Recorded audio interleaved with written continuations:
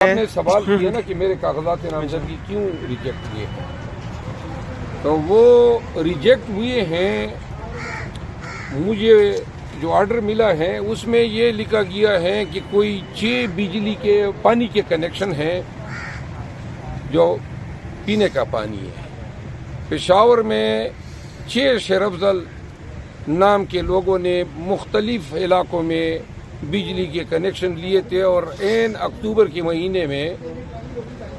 उन्होंने जो है जुर्माना डाल के 1,30,000 रुपये इन 6 लोगों पे डाल दिया। कसूर उन बेचारों का भी शायद यही था कि वो मेरे हमनाम थे, और फिर उनके बिल मेरे खाते में डाल दिए कि जी ये इसके कनेक्शन हैं, और फिर रिटर्निंग अफसर तैयार बैठा था कि कुछ दे दो। तो बेसिकली हुआ ये है कि ये फ्रॉड हुआ है, और यही इसी तरह के वाकयात सबके साथ किए गए हैं।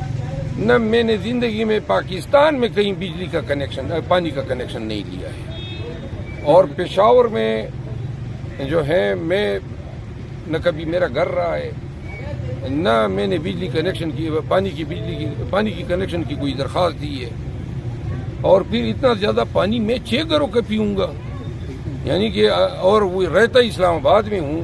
बिजली के बिल उधर मेरे पीछे, पानी की बिल मेरे पीछे उधर चालू है। अल्लाह खैर करे, लेकिन हाई कोर्ट में मजा आएगा जब रिटर्निंग अफसर को बुलाया जाएगा और उनको बताया जाएगा कि आप बताएं जी ये किसके पानी के कनेक्शन जो हैं आपने इधर फिट कर दिए, ये जुर्म हुआ है, धोखा दिया गया है रिटर्निंग अफसर को भी और मुझे भी। इस हवाले से मुतल्लिका महकमे के जिम्मेदार अफसरान के खिलाफ मैं FIR की दरख्वास्त दूंगा। अच्छा सर, आप बड़ी पाकिस्तान से मोहब्बत करते हैं, इस हवाले से PTI पर इस वक्त